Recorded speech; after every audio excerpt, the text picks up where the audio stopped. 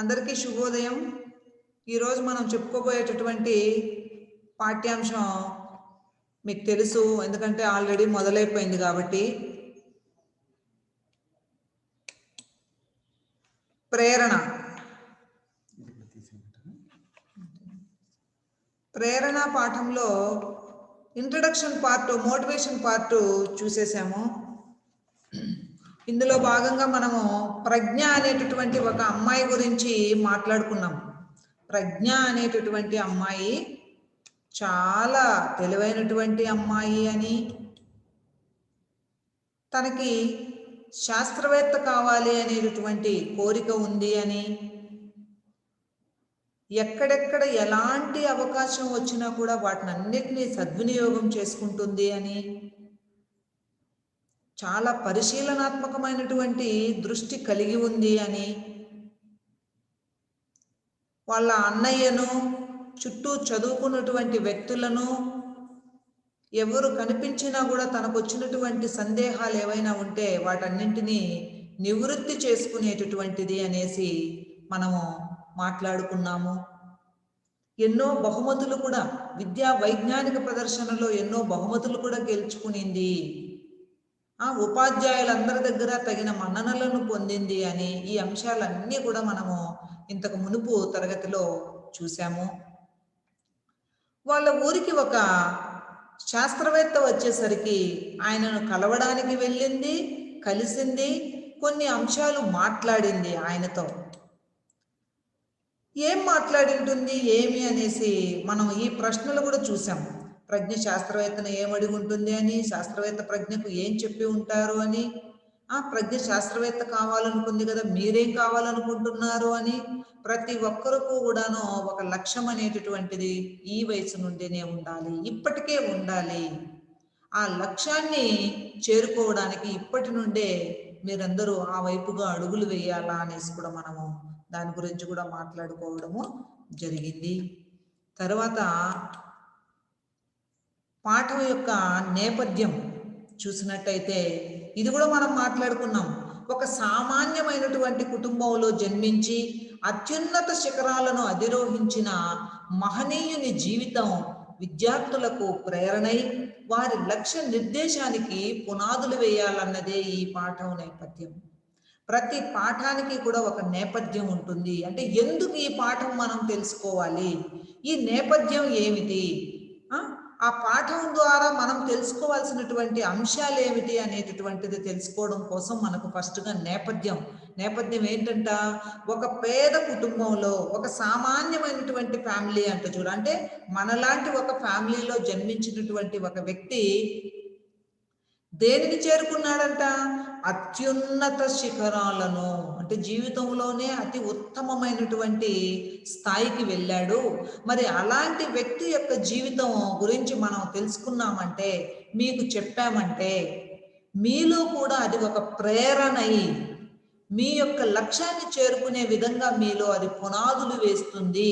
అలా వేయడానికి ఉపయోగపడటమే ఈ పాఠం యొక్క ముఖ్యమైనటువంటి ఉద్దేశంగా, నేపథ్యంగా మనము చెప్పుకుంటున్నాము. తర్వాత ఈ పాఠమును దేని నుండి తీసుకున్నారు, ఇది మనము రచయిత పరిచయంలో రాయాల్సి వస్తుంది. ఈ పాఠ్య భాగం డాక్టర్ అవుల్ ఫకీర్ జైనులాబ్దీన్ అబ్దుల్ కలాం అరుణ్ తివారీ గారితో కలిసి రాసిన ఒక విజేత ఆత్మకథలోనిది.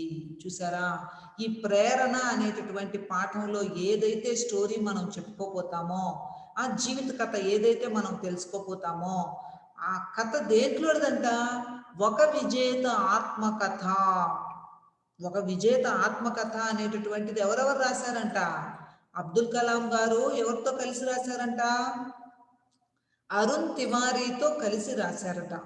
మరి వాళ్ళిద్దరూ కలిసి రాసినటువంటి ఒక విజేత ఆత్మకథ నుండి కొంచెం పార్ట్ మనకు ప్రేరణ అని పాఠం పెట్టి మీరందరినీ కూడా ప్రేరేపించడానికి, మీ అందరినీ ప్రోత్సహించడానికి, అంటే పేద కుటుంబంలో జన్మించినా కూడా నువ్వు అనుకుంటే ఏ స్థాయికైనా వెళ్ళొచ్చు అని నిరూపించడానికి, మనకు ఆ విధంగా నిరూపించినటువంటి వ్యక్తి కూడా ఒకరు ఉన్నారు. ఆయనే the great person doctor APJ Abdul Kalam, pride of the nation. అంత గొప్ప వ్యక్తిగా ఎదిగారంట చూడు. మనం ఈయన జీవిత చరిత్రలో చూడొచ్చు. ఇంటింటికి వెళ్ళి పేపర్ తిరిగి తిరిగి పేపర్ వేశారు అనేసి, టీ అమ్మాడు అనేసి, ఇట్లా రకరకాలుగా మనము ఈయన జీవితంలో చిన్నాడు జరిగినటువంటి అంశాలనంతా కూడా ఈయన ఆత్మకథలో మనము చూడొచ్చు. కానీ ఎంత తక్కువ స్థాయిలో జన్మించినా కూడా నువ్వు అనుకుంటే ఎంత గొప్ప స్థాయికైనా వెళ్ళొచ్చు అనేసి మనకు ప్రూవ్ చేసినటువంటి వ్యక్తిగా ఏపీజే అబ్దుల్ కలాం గురించి మనము మాట్లాడుకోవచ్చు అనమాట. కాబట్టి ఇక్కడ మనము ఉద్దేశం అయిపోయింది. దాని తరువాత మనం తెలుసుకోవాల్సినటువంటి ఇంకొక ముఖ్య అంశం, అసలు కలాం గారు ఈ పాఠం రాశారు. ఈ పాఠం రాసినటువంటి రచయితగా కలాం గారి గురించి కొన్ని అంశాలు మనం తెలుసుకోవాలి. అందరూ ఏపీజే అబ్దుల్ కలాం అని పిలిచే డాక్టర్ అబ్దుల్ ఫకీర్ జైనుల్ అబిదీన్ అబ్దుల్ కలాం 1931 అక్టోబర్ 15న తమిళనాడులోని రామేశ్వరం దగ్గర ఉన్న ధనుష్కోటిలో పుట్టారు. చూసారా, తమిళనాడు స్టేట్లో ధనుష్కోటిలో పుట్టాడంట. ఎక్కడ పుట్టాడు? అతి సామాన్యమైనటువంటి కుటుంబంలో జన్మించాడు. ఆయన పట్టుదల, క్రమశిక్షణ, జ్ఞాన జిజ్ఞాసతో ఇంజనీరుగా, శాస్త్రవేత్తగా, భారత రాష్ట్రపతిగా తమ సేవలను ఈ జాతికి అందించారు. చూడు, ఒక సామాన్యమైన కుటుంబంలో పుట్టి ఎన్ని దీన్లలోకి వెళ్ళినారో చూడు. దానికి ముఖ్య కారణం ఏంటి? ఆయనలో ఉన్నటువంటి పట్టుదల, ఆయనలో ఉన్నటువంటి క్రమశిక్షణ. విద్యార్థులకు ఉండాల్సినటువంటి గొప్ప ముఖ్యమైనటువంటి 2 లక్షణాలు: పట్టుదల, క్రమశిక్షణ, కోరిక. ఏదైనా ఒక లక్ష్యం పెట్టుకోవడం, ఆ లక్ష్యం కోసం పట్టు వదలకుండా క్రమశిక్షణగా గనక కష్టపడ్డామంటే, నువ్వు ఐఏఎస్ కావాలన్నా, ఐపీఎస్ కావాలన్నా, నువ్వు పోలీస్ కావాలన్నా, నువ్వు టీచర్ కావాలన్నా, నువ్వు ఏం కావాలన్నా సరే ఖచ్చితంగా నీలో పట్టుదల, క్రమశిక్షణ, కోరిక అనేటటువంటివి ఉండాలి. జ్ఞాన జిజ్ఞాసతో, జిజ్ఞాస అంటే ఏమి? తెలుసుకోవాలి అనేటటువంటి కోరిక. దేన్ని తెలుసుకోవాలని? జ్ఞానాన్ని.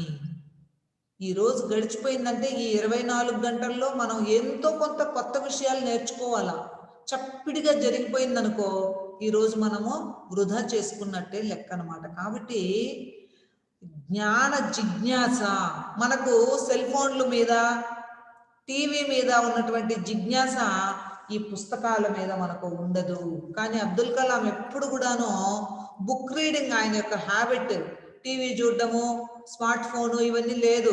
అసలు ఆయన అవి ఏవి కూడా ఉపయోగించలేదంట చూడు. ఫోనే ఉపయోగించలేదంట చూడు.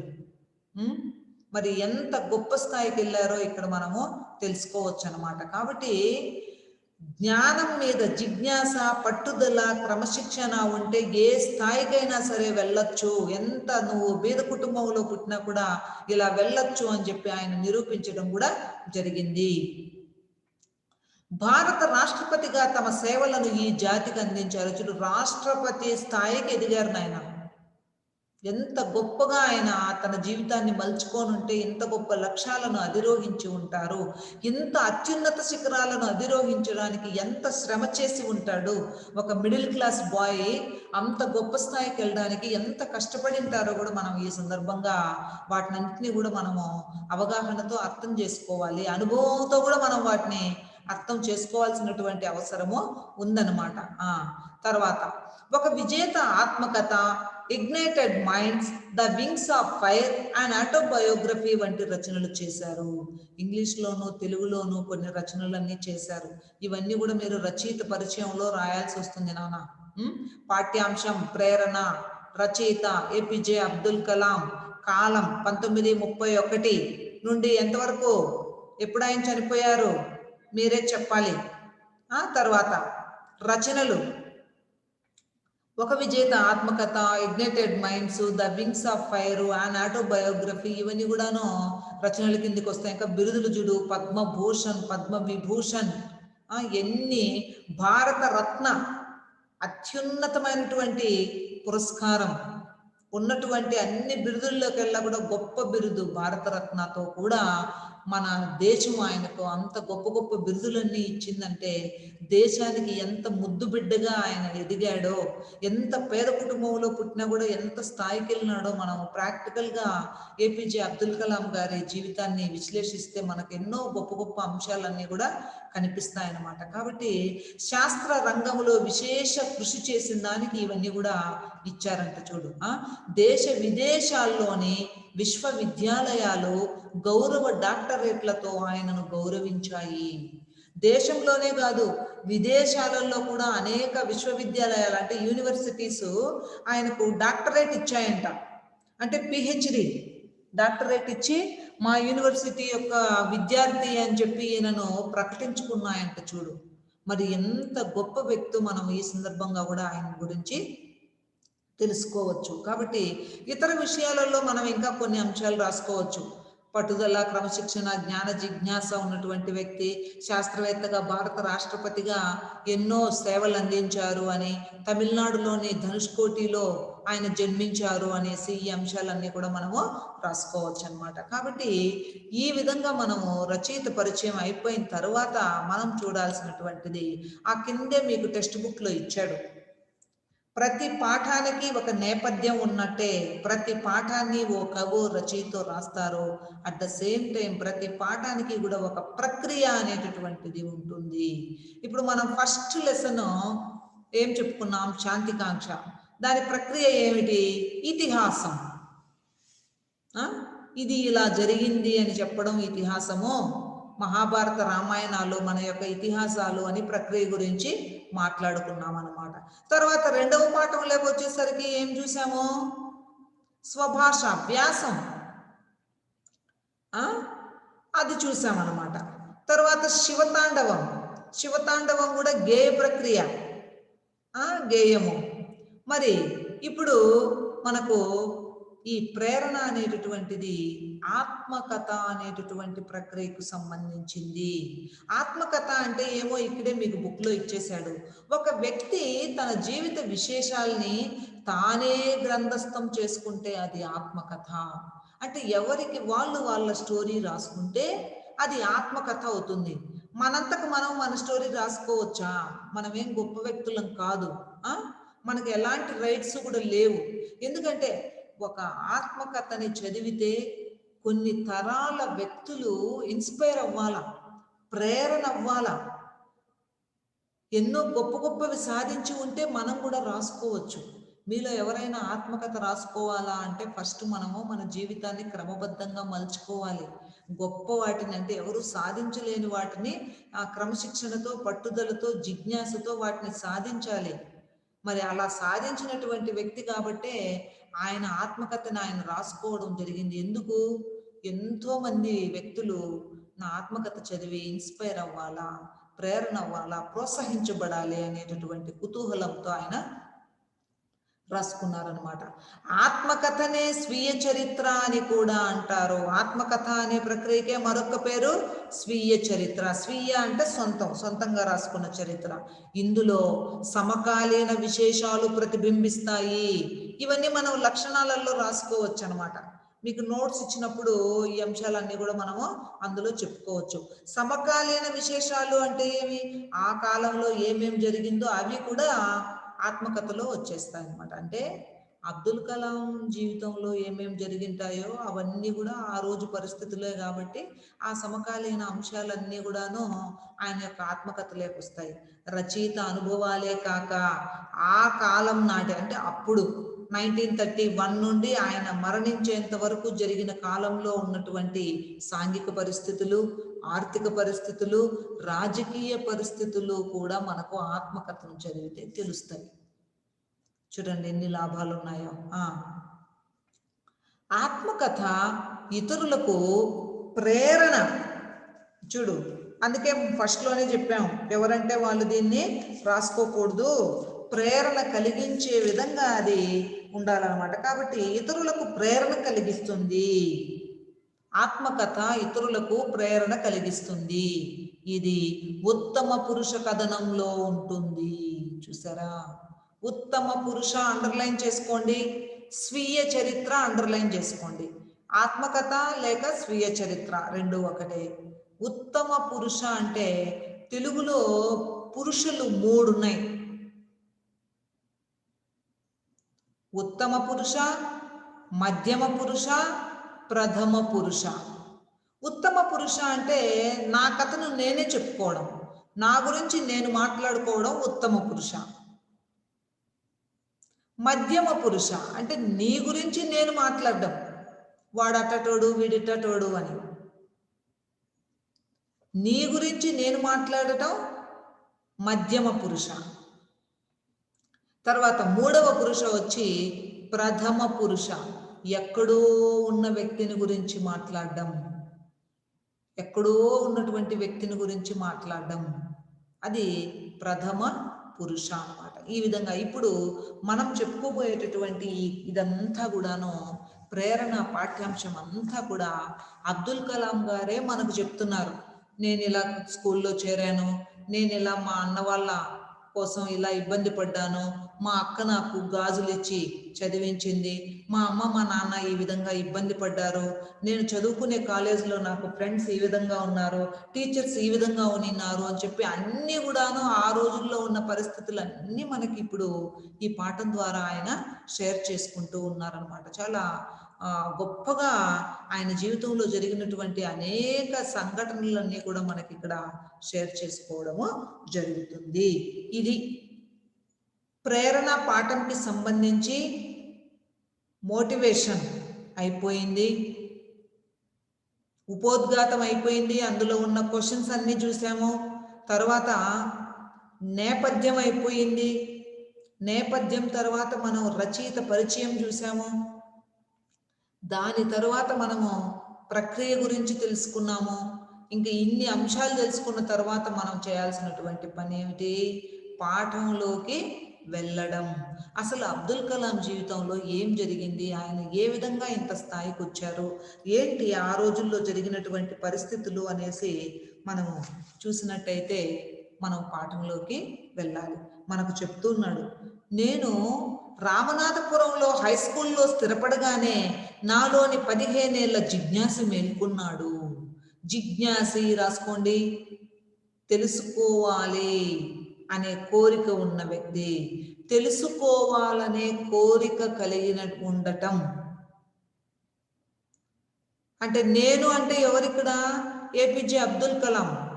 ఆయన రామనాథపురంలో హై స్కూల్లో స్థిరపడగానే, ఆ స్కూల్కి వెళ్ళగానే ఏమైందంట? ఆయనలో ఉన్నటువంటి తెలుసుకోవాలి అనే కోరిక మేలుకునింది. ఇన్ని రోజులు ఇంట్లో ఉన్నాడు కాబట్టి ఏం తెలుసుకోవాలన్నా ఇబ్బందిగా ఉండేది. ఎప్పుడైతే ఇంకా హై స్కూల్లో చేరాడో అప్పుడు ఆయనలో ఉన్నటువంటి జిజ్ఞాస మేల్కొన్నాడు. అంటే ఏపీజే అబ్దుల్ కలాం గారికి ఎప్పుడు కూడాను ఏదో ఒకటి తెలుసుకోవాలి, బుక్స్ చదవాలి, ఇదే ఆయన యొక్క మైండ్లో ఎప్పుడు కూడా ఉండేదన్నమాట. కాబట్టి తన ముందు పరుచుకొని ఉన్న జీవిత అవకాశాల గురించి, ప్రత్యామ్నాయాల గురించి ఇతిమిద్దంగా ఏమీ తెలుసుకోలేని ఒక నవ ఔత్సాహికుడికి నా ఉపాధ్యాయుడు యూదరై సోలోమోన్ ఆదర్శపద నిర్దేశకుడయ్యాడు. చూసారా? ఎప్పుడైతే ఆయన స్కూల్లోకి వెళ్ళాడో అప్పుడు ఆయనకి ఒక మంచి ఉపాధ్యాయుడు దొరికాడట. ఆయన పేరేంటి? ఈయదురై సోలోమోన్. డాక్టర్ ఏపీజే అబ్దుల్ కలాం గారికి ఆదర్శ ఉపాధ్యాయుడిలాగా ఆయనకు చాలా ఇష్టమైనటువంటి ఉపాధ్యాయుడు ఎవరంట? ఈయుదరై సోలోమన్. అంటే జీవితంలో తర్వాత ఇంకా చాలా మంది ఉపాధ్యాయులు వస్తారు, కానీ స్కూల్ ఏజ్లో అబ్దుల్ కలాం అంటే ఏమిటి, ఆ కలాంలో ఉన్నటువంటి ఉత్సుకత, ఆయన్ని ఏ విధంగా తీర్చిదిద్దాలి, ఆయన మీద శ్రద్ధ తీసుకున్నటువంటి ఉపాధ్యాయుడిగా మనకి ఒక పేరు చెప్తున్నారు. ఆయన ఈయుదరై సోలోమోన్. తన జీవిత అవకాశాల గురించి, ప్రత్యామ్నాయాల గురించి ఇతిమిద్దంగా, అంటే సరిగ్గా సుమారుగా ఏమీ అర్థం కాలేదు, అంత గందరగోళంగా ఉంది కలాం గారికి. ఏవేవో తెలుసుకోవాలి, ఏదేదో చేయాలనేది తప్ప నీట్గా ఒక లక్ష్యం అనేది ఆయనకు అర్థం కాలేదు. నేనేం చేయాలి, ఏ రూట్లో నేను వెళ్ళాలా అనేది. అట్లాంటి ఒక నవ ఔత్సాహికుడికి, ఔత్సాహికుడు నోట్ చేసుకోండి, ఉత్సాహం కలిగినటువంటి వ్యక్తి. నవ అంటే కొత్తదనం, కొత్త ఉత్సాహం కలిగినటువంటి ఒక కలాం లాంటి ఒక వ్యక్తికి ఎవరు దొరికారంట? మంచి ఈగరై సొలొమోన్ అనేటటువంటి ఒక ఉపాధ్యాయుడు ఏం చేశాడంట? ఆదర్శపద నిర్దేశకుడయ్యాడు. ఒక ఐడియల్ పర్సన్ లాగా తయారయ్యాడంట. చూడు, కలాం నువ్వు ఇలా ఉండాలి, నువ్వు ఇది చేయాలి, ఇలా ఉండాలా అని చెప్పి నిర్దేశించడం, డైరెక్షన్, ఒక ఆదర్శవంతమైనటువంటి డైరెక్షన్స్ ఇచ్చేలాగా ఆయన దొరికాడట. తన ఉదార విశాల దృక్పథంతో ఆయన తన తరగతిలోని విద్యార్థుల్ని ఉత్సాహపరిచేవాడు. చూడు, ఈదురై సొలొమోన్ ఎందుకు కలాంకి ఆదర్శవంతంగా నిలిచాడు అంటే, ఈదురై సొలొమోన్ అనేటటువంటి టీచరు అందరినీ కూడా ఒకే ఒక కలాంనే కాదు, అందరినీ కూడా చాలా ఆదర్శవంతంగా చాలా ఉత్సాహంగా, నాన్న మీరు ఇలా ఉండాలి, ఇలా చేయాలి, ఇది చేయాలి, అలా ఎదగాలి అని చెప్పి తన క్లాసులో ఉండే విద్యార్థులందరినీ కూడా ఉత్సాహపరిచేవాడంట. ఇంకా ఏం చెప్పేవాడంట చూడు, ఒక మంచి విషయం కూడా చెప్తున్నాడు. మందబుద్ధి శిష్యుడు ఉత్తమ గురువు నుంచి నేర్చుకోగలిగిన దానికన్నా ఉత్తమ విద్యార్థి చెడ్డ ఉపాధ్యాయుడి నుంచి కూడా ఎక్కువ నేర్చుకోగలడనేవాడు ఆయన. చూసారా, ఈదురై సొలొమోన్ అనేటటువంటి టీచరు ఒక స్టేట్మెంట్ ఇచ్చాడంట. ఏమని అంటే, ఒక బ్యాడ్ స్టూడెంట్ ఒక గుడ్ టీచర్ దగ్గర నుండి ఎంత నేర్చుకోగలడో, ఒక గుడ్ స్టూడెంట్ ఒక బ్యాడ్ టీచర్ దగ్గర నుండి కూడా అంతే నేర్చుకోగలడు. మీరు దీన్ని క్యాలిక్యులేట్ చూసుకోవాలి. ఒక యావరేజ్ స్టూడెంట్ ఒక అబో యావరేజ్ టీచర్ నుండి ఎన్ని విషయాలు అయితే నేర్చుకోవచ్చో,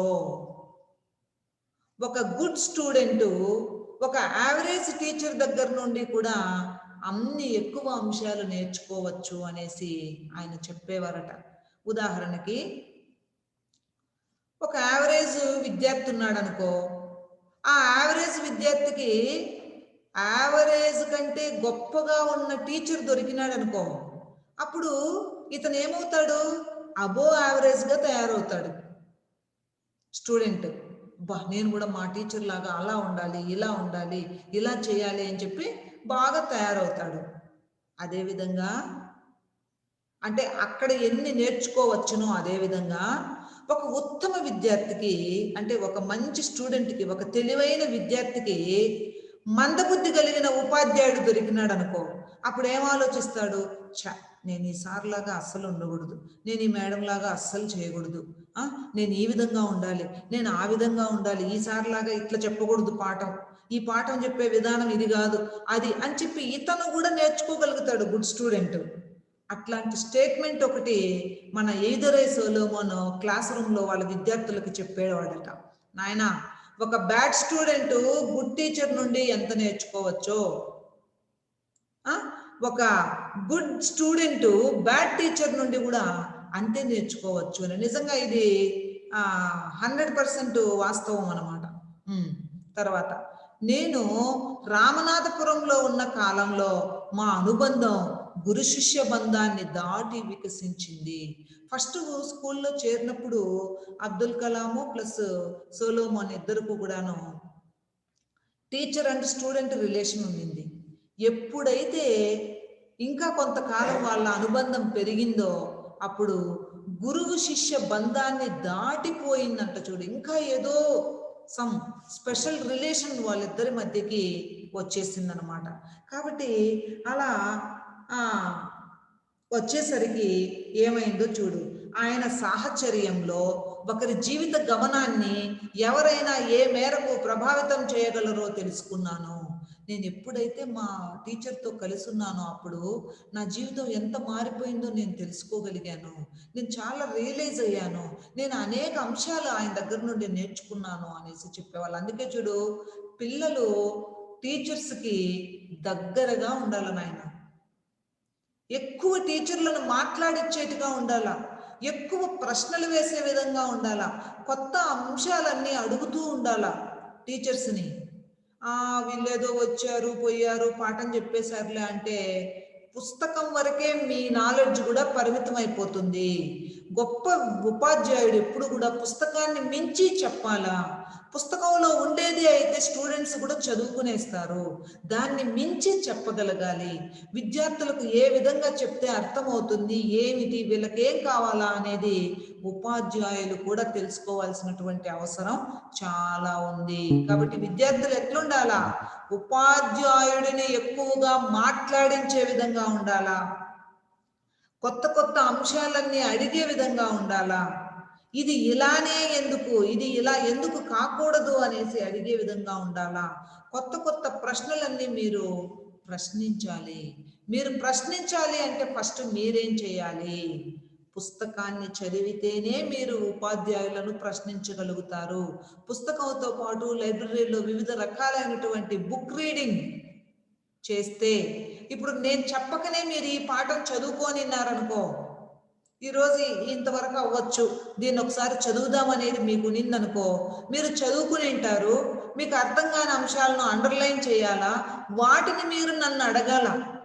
మేడం ఇదేంటి మేడం, ఇది ఇలాగే ఎందుకు, ఇదేంటి అదేంటి అనేసి అడిగినప్పుడు ఏమవుతుంది? మీలో ఉన్నటువంటి జిజ్ఞాసి కూడా మేల్కొంటాడు.